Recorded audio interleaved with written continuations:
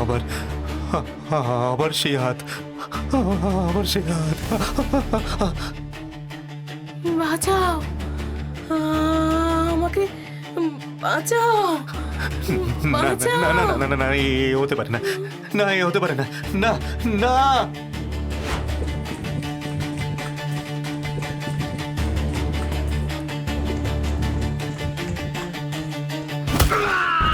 আরে আরে আস্তে আস্তে, দেখে চলতে পারো না নাকি? আর চলে আমি পড়ে যেতাম। আরে বলরাম, যে তুই এখানে? মানে এটা তো আমার গা, আমার জন্মভূমি। আমায় এখানে থেকে এত আশ্চর্য হওয়ার কি আছে? হ্যাঁ, বাবা, এমনভাবে বলছিস যেন তুই এখানেই থাকিস। আর তোকে দেখা আর ভূত দেখা যে সমান রে পাগলা। বলি, বিয়ে তো সকলেই করে, কিন্তু তোর মতো ঘর জামাই আর কজন হয় বল দেখি? কেন তুই হতে পারিসনি বলে কি হিংসে হচ্ছে বুঝি? হ্যাঁ, বড়লোক শ্বশুরবাড়ি, সুন্দরী বউ, এইসব কি সকলের ভাগ্যে থাকে না? থাক থাক, অমন ভাগ্য আমার দরকার নেই বাবু। নিজের মান সম্মান খুইয়ে শ্বশুর বাড়িতে ঘর জামাই হয়ে থাকতে আমি পারবো না। ও নিয়ে তুই থাক। তেমন করে দৌড়ে যাচ্ছিলি কোথায়? কোথাও না, ওই ইচ্ছে হলো তাই দৌড়চ্ছিলাম। আমি চললাম রে। বাবা, দিমাগ দেখে গা জ্বলে যায় বাবা। বিয়ে করে যেন সবাইকে এবারে কিনে নিয়েছে, যত সব। লক্ষণ এদিকে বলরামের নামে গাল দিচ্ছিল, আর অন্যদিকে বলরামের তখন যেন মনের মধ্যে বারবার শুধু ভয়ের উদ্রেক হয়ে যাচ্ছে। কমলপুর গ্রামের সচ্ছল পরিবারের ছেলে বলরাম ছোট থেকে একটু স্বপ্নবিলাসী চরিত্রের। কম পরিশ্রম করে কিভাবে বড়লোক হওয়া যায়, এটাই ছিল তার একমাত্র ভাবনা। বাবা বনবিহারী এবং মা কাজল বারবার তাকে সুশিক্ষা দেওয়ার পরও সে যেন একই রকম রয়ে গিয়েছিল। বলরাম নিজেকে কিছুটা শান্ত করে যখন বাড়ি ঢুকলো, তখন তার স্ত্রী মঞ্জুরি এসে বলল, কি গো, কোথায় ছিলে? সে কখন বাড়ি থেকে বেরিয়েছো? বাবা মা সকলেই চিন্তা করছিলেন তো। কোথায় ছিলিস রে রাম? তোর মা রান্না করে বসে আছে, সেই খেয়াল আছে? বুড়ো বাবা মায়ের খেয়াল ও কোন দিন করেছে যে আজকে করবে? আরে বাবা, এতদিন পরে গ্রামে এসেছি, পুরনো বন্ধু বান্ধবদের সাথে দেখা হয়ে গেছিল, তাই একটু দেরি হলো। যাই হোক, চলো খেয়ে নেবে, আর দেরি করো না, রাত হতে যায় তো। হ্যাঁ, বেশি দেরি না করে শুয়ে পড়াই ভালো।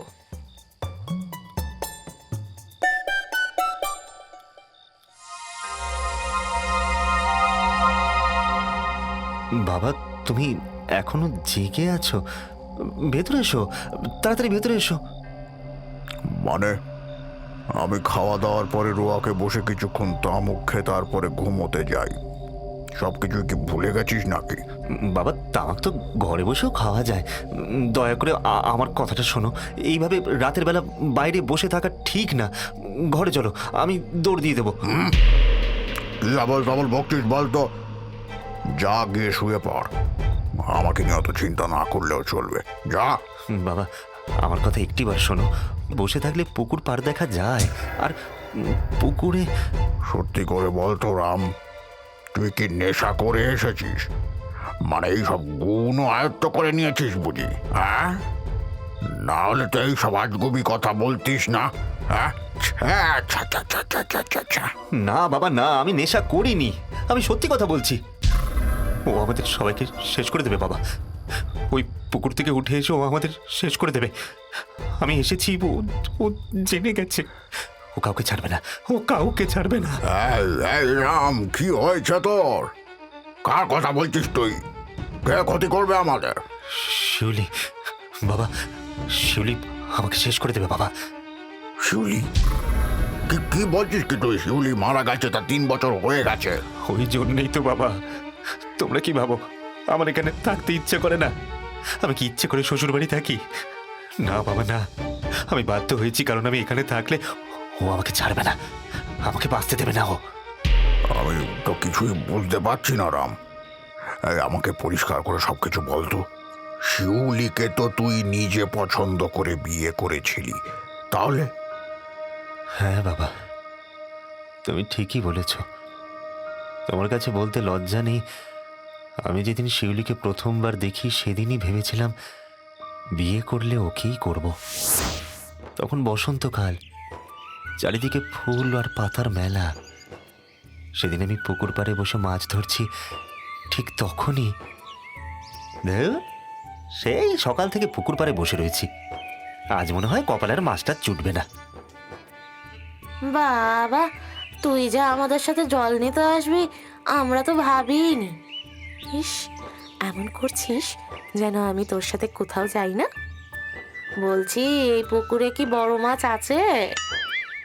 বলি হ্যাঁ গা, কানে শুনতে পাও না নাকি? এই, তুই চুপ করবি, উনি মনে হয় ধ্যান করছেন। হ্যাঁ, হ্যাঁ, এখনো পর্যন্ত তো মাছ পাইনি। তা এমন হাঁ করে মেয়েদের দিকে তাকিয়ে থাকলে আর মাছ পাবে কি করে গা? হ্যাঁ, ইস, তুই না যাকে তাকে যা খুশি বলে দিস, অসভ্য মেয়ে একটা। কি সুন্দর মেয়েটা, আগে কখনো দেখিনি তো। শিউলির পরিচয় জানতে আমার বেশি দেরি হলো না, যদিও তখন ওর নাম জানতাম না। পরে জেনেছিলাম গ্রামের বড় ব্যবসায়ী হরেন্দ্রনাথের একমাত্র মেয়ে শিউলি। মা নেই, বাপ মেয়ের সংসার, টাকা পয়সা বাড়ি সবই ওই মেয়ের। মিথ্যে বলবো না, শিউলির রূপের সাথে সাথে ওর বাবার টাকার কথা শুনেও আমি আরও আনন্দিত হলাম। তোমার হয়তো মনে নেই, সেদিন আমি শেষ ফেরি করে বন্ধুর বিয়ে খেয়ে বাড়ি ফিরছিলাম। রাত তখন প্রায় 12টা। হঠাৎই দেখলাম নদীর পাড় দিয়ে একটা মেয়ের অবয়ব হেঁটে যাচ্ছে। আমি ভয়ে শিউরে উঠলাম। কে কে ওখানে?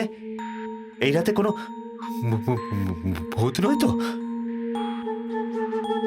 ভয় তো লাগছে, কিন্তু আবার কৌতূহল তো হচ্ছে। কে ওটা, আর যাচ্ছেই বা কোথায়? দেখি তো।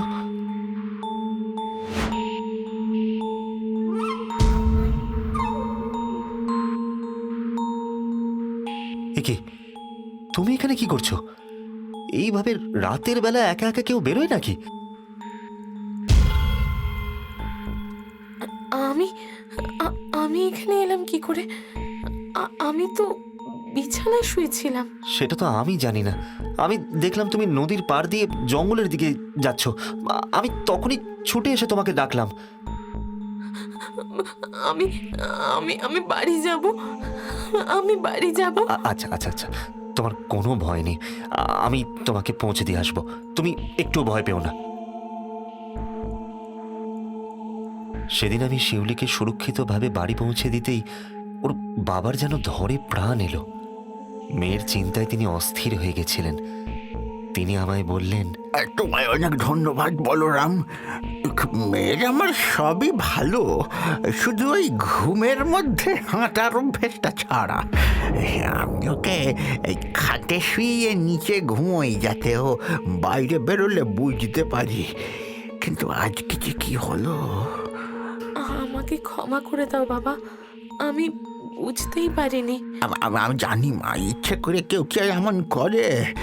যাক, ধন্যবাদ বলরাম, তুমি না দেখলে কি জানি কি বিপদ হতো। হ্যাঁ রে মা, বলরামকে একদিন নেমন্তন্ন করে আসতে বল। আগামী রবিবার আমাদের বাড়িতে দুপুরের খাবারের নিমন্ত্রণ রইল, আসবেন কিন্তু। এসবের আবার কি দরকার ছিল? কিন্তু আমি আসবো নিশ্চয়ই। সেদিন শিউলির চোখে কৃতজ্ঞতার সাথে সাথে আরও কিছু লক্ষ্য করেছিলাম। আর তারপরেই শুরু হলো একটা নতুন অধ্যায়। বাড়ির বাইরেও আমরা দেখা করতে থাকলাম, কখনো গ্রামের শেষ প্রান্তের নদীর ধারে, আবার কখনো বা পুরনো মন্দিরে। বুঝতে পারছিলাম শিউলি আমার প্রতি দুর্বল হয়ে পড়েছে। শিউলি, আজকে আসতে তো দেরি করলে যে? কি করব বলো তো, বাবা খুব সন্দেহ করে। প্রায় দিন বিকেলে কোথায় যাই সেই কথাই জানতে চাইছিল। আর বোধহয় আমার আশা হবে না। সে কি, তুমি না এলে আমাদের যে আর দেখা হবে না শিউলি। আর তোমায় না দেখলে আমি আমি বাঁচবো কেমন করে? তার মানে? মানে আমি তোমায় খুব ভালোবেসে ফেলেছি শিউলি। আমি তোমাকে বিয়ে করতে চাই। এসব এসব কি বলছো কি তুমি? আমি সত্যি বলছি শিউলি, যেদিন প্রথম তোমাকে পুকুর ঘাটে দেখেছিলাম সেদিনই তোমাকে ভালো লেগে গেছিল, আর তারপরে কখন যে সেই ভালো লাগা ভালোবাসা হয়ে গেছে আমি জানি না। কি হলো শিউলি, চুপ করে আছো কেন? কিছু বলছো না যে? আমি কি বলবো বলো তো? আমার যে কখনো বিয়ে হবে আমি এমন দুরাশাও করিনি। আমার রোগের জন্য কখনোই কেউ আমাকে ভালোবাসবে ভাবিনি। রোগের জন্য? কি রোগ? ও, বুঝেছি। তুমি এসব নিয়ে কেন ভাবছো বলো তো শিউলি? আমি তোমার সবটা নিয়েই তোমাকে ভালোবাসি। কিন্তু আহা, কোনো কিন্তু নয়। আমরা দুজন দুজনকে ভালোবাসি, এর মাঝে এই কোনো কিন্তু নেই শিউলি। আমি খুব শিগগির তোমার বাবার সাথে কথা বলবো। শিউলির মুখ যেন আনন্দে উদ্ভাসিত হয়ে ওঠে। এদিকে বলরাম তার 2 দিন পরেই শিউলির বাবার কাছে গিয়ে হাজির হয়। ওর বাবার কাছে সবটা খুলে বলতেই হরেন্দ্র যেন হতবুদ্ধির মতো তাকিয়ে থাকে। বলরাম বলে, আমি শিউলিকে খুব ভালো রাখবো কাকাবাবু। দেখো বাবা, এই শিউলি মা আমার নয়নের মণি, ও ছাড়া আমার আর কেউ নেই। আমি চাইবো একজন যোগ্য মানুষের কাছে যাক, কিন্তু এটাও তো সত্যি যে আমি তোমার কাছে কিছু গোপন করতে চাই না। মানে? আসলে ওই শিউলির রোগের কথাটা। কাকাবাবু, আমি তো সবটাই জানি। শিউলির ভালো খারাপ সবকিছু নিয়েই ওকে আমি ভালোবেসেছি, তাই এই নিয়ে আপনি আর চিন্তা করবেন না। হ্যাঁ, তুমি আমাকে নিশ্চিন্ত করলে বাবা। এবারে আমি যেন মরেও শান্তি পাবো, বুঝলে? আমার শিউলি মা তুমি সুখী হও, এই সব তো তোমাদের। তোমরা ভালো থেকো। হ্যাঁ, তোমরা আমাকে যতটা খুশি দেখেছিলে আমি তার থেকে অনেক অনেক বেশি খুশি ছিলাম, কারণ রাজকন্যা আমার, রাজত্ব আমার। তোমাকে আজ বলতে দ্বিধা নেই। ফুলশয্যার রাতে যখন ঘরে ঢুকলাম তখন মনে দারুণ আনন্দ ছিল। শিউলি লাজুক মুখে বিছানায় বসে আছে। আমি ওর কাছে গিয়ে ওর মুখটা তুলে বললাম, অবশেষে অবশেষে তুমি সারা জীবনের জন্য আমার হয়ে গেলে শিউলি। এসো, আমার কাছে এসো। শিউলি, শিউলি, কি হলো? আরে কি হলো তোমার? এমন করছো কেন শিউলি? কি কি হয়েছে? এ কি, বৌমার যে মৃগীর খিঁচুনি উঠেছে। ওরে, কে কে কোথায় আছিস রে? কি খিঁচুনি? মৃগী? শিউলির মৃগী আছে? আরে দাঁড়িয়ে দাঁড়িয়ে ভাবছিস কি? শিগগির যা, ডাক্তার নিয়ে আয়। এইভাবেই শুরু হয়েছিল আমার নববিবাহিত জীবন। তুমি বলো বাবা, কোনো ছেলে কি এটা মেনে নিতে পারে?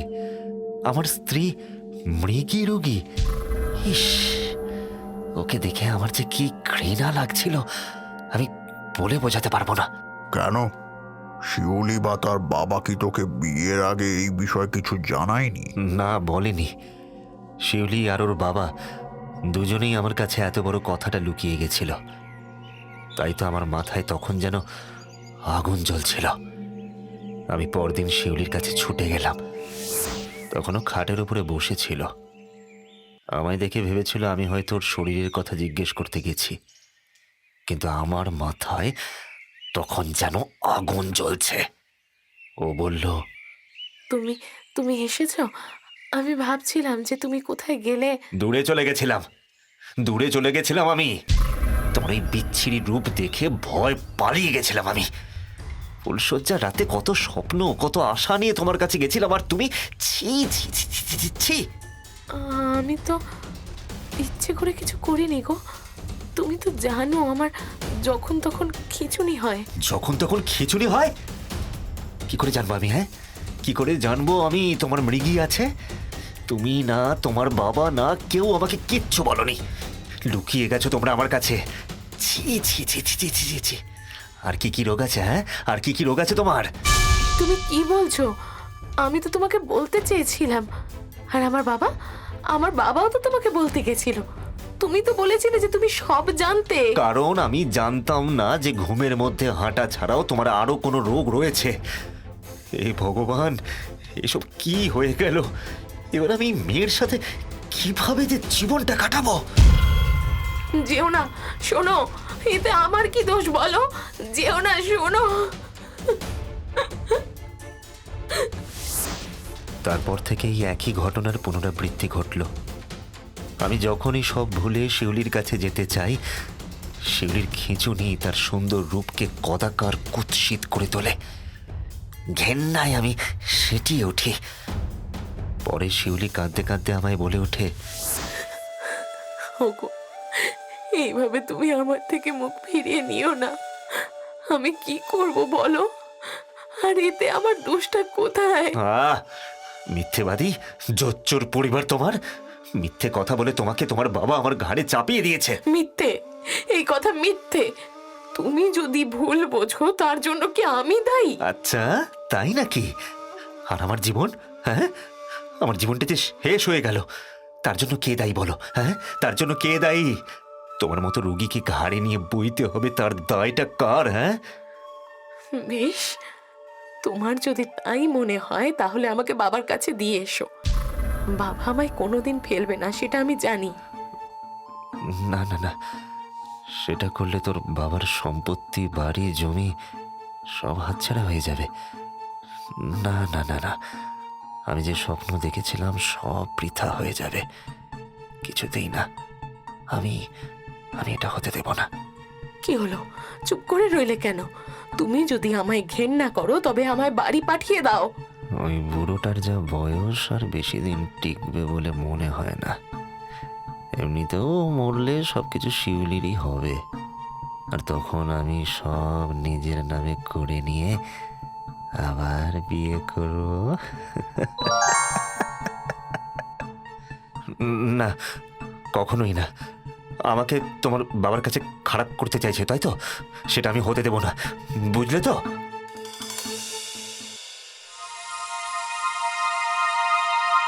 হ্যাঁ গো, শুনছো? কান যখন আছে শুনতে নিশ্চয়ই পাবো। কি হয়েছেটা কি? বলছি, আজ তো মিনুদি আসেনি, আমাকে পুকুর থেকে এক কলসি চানের জল এনে দেবে? কেন? আমি কি তোমার চাকর নাকি, হ্যাঁ, যে তোমার জন্য চানের জল এনে দেবো? কি ভাবো কি তুমি আমাকে? হ্যাঁ, ওগো, আমার যে পুকুরের জলে নেমে চান করা বারণ, যদি খিঁচুনি ওঠে তাই। আমি কখনোই জলে নেমে চান করি না। সেটা কি আমার দোষ? হ্যাঁ, যদি না পারো তো করো না চান। আমি জল এনে দিতে পারবো না, ওসব আমার দ্বারা হবে না।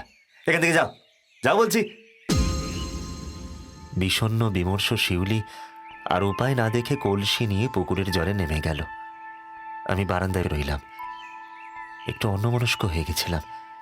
ঠিক তখনই এক ভীষণ আর্তনাদে চমকে উঠলাম। আমি তাকিয়ে দেখি শিউলি পুকুরের জলে হাত পা ছুটছে, আর ওর চোখ মুখ বিস্ফারিত। যাস না বলরাম, যাস না, ওকে মরে যেতে দে। ও বেঁচে থাকলেই তোর সমস্যা বাড়বে। ও তোর উপরে বোঝা হয়ে উঠবে, বোঝা। আর ও মরে গেলে ওর বাপের সব সম্পত্তি হবে তোর, শুধুমাত্র তোর।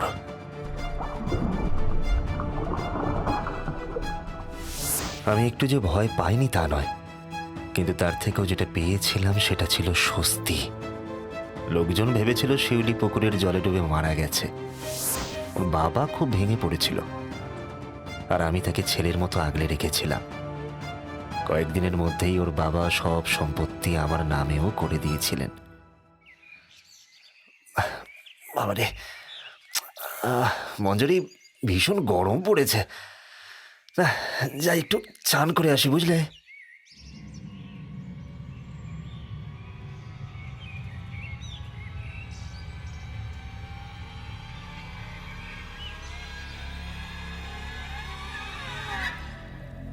এ কি, পায়ে কিছু একটা ঠেকলো বলে মনে হলো।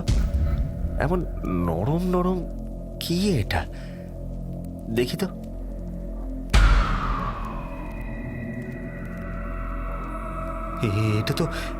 এটা তো শিউলির সেই হাত যে দুটো জলের বাইরে বের হয়েছিল আর সাহায্যের জন্য আরতি জানাচ্ছিল।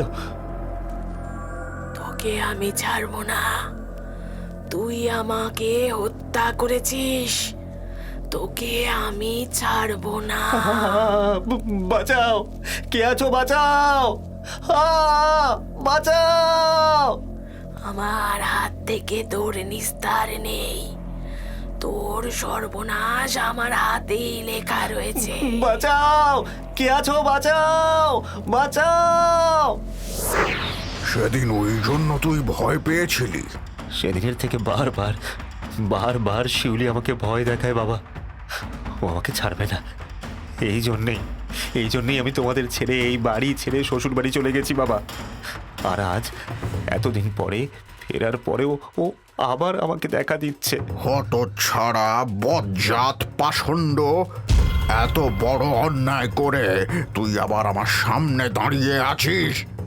একটা নিরীহ মেয়েকে নিজের চোখের সামনে মরতে বাধ্য করেছিস তুই একটা খুনি। ওরকম বলো না বাবা। আমি বুঝতে পারিনি। বেরিয়ে যা এই মুহূর্তে, তোকে সামনে থেকে বেরিয়ে যা বজ্জাত। তুই শ্বশুর বাড়ি গিয়েই থাক, এই বাড়িতে তোর কোনো জায়গা নেই। আমি তোর মতন কুলাঙ্গারের মুখটাও দেখতে চাই না। বাবা বেরো। না বাবা, আমাকে ক্ষমা করে দাও বাবা, দয়া করে আমাকে ক্ষমা করো বাবা। দূর হয়ে যা। তোর মতন ছেলে থাকার থেকে না থাকা ভালো। বাবা। অপদার্থ, বেরো। বাবা, পরদিন থেকে বলরামকে আর খুঁজে পাওয়া যায় না। ওর বাবা মা ভাবে সে হয়তো শ্বশুর বাড়ি ফিরে গিয়েছে। এই ভেবে মঞ্জুরিও বাপের বাড়ি ফিরে যায়। কিন্তু কয়েকদিন পরেই মঞ্জুরি এসে জানায় বলরাম সেখানেও নেই, সে যেন উধাও হয়ে গিয়েছে। তবে কি বলরাম অভিমান করে দূরে কোথাও চলে গেল? ছি ছি ছি ছি ছি, একটা মেয়ের জীবন নষ্ট করে ওর স্বাদ মেটেনি, আবার আর একটা মেয়েকে অকুল পাথারে ফেলে চলে গেল। এরপরও কেটে গেছে বেশ কিছুদিন, কিন্তু বলরাম ফিরে আসেনি। সেদিন ওদের পুকুরে জেলেরা জাল ফেলতেই সেই জালে উঠে আসে এক আস্ত কঙ্কাল। আর কঙ্কালের জামা দেখে কারোর বুঝতে বাকি থাকে না যে এটা আর কেউ নয়, বলরাম। বনবিহারী আর কাজল ছুটে আসে। হায় হায় হায়, কি হয়ে গেল গো রাম? আমাদের ছেলেটার কি দশা হয়ে গেল গো? ওগো, ছেলেটা যে আমার নিখোঁজ ছিল, আমরা তো ভেবেছিলাম ও দূরে আছে, কিন্তু বেঁচে আছে। অথচ আজকে দেখো এ কি হয়ে গেল গো রাম রে। বাবা আমাকে এইভাবে বের করে দিল কেন?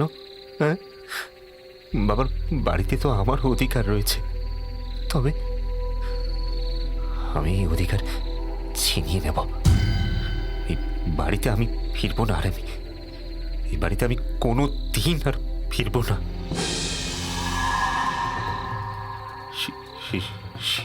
শিউলি, তুমি এখানে? তুমি এখানে আর আসবে না বললে, তার আগে আমার হিসেব তো মিটিয়ে নিতে হবে, তাই না? শিউলি আর এক মুহূর্ত দেরি করে না, বলরামের গলা ধরে ওকে শূন্যে তুলে দেয়। তারপরে টানতে টানতে নিয়ে যেতে থাকে সেই পুকুরের পাড়ে, ওকে আছড়ে ফেলে জলে। শিউলির চোখ তখন ঠিকরে বেরোচ্ছে, মুখ দিয়ে ঝরছে লালা। ও হিংস্র চোখে বলে, আজ আমার প্রতিশোধ পূরণ হবে, প্রতিশোধ।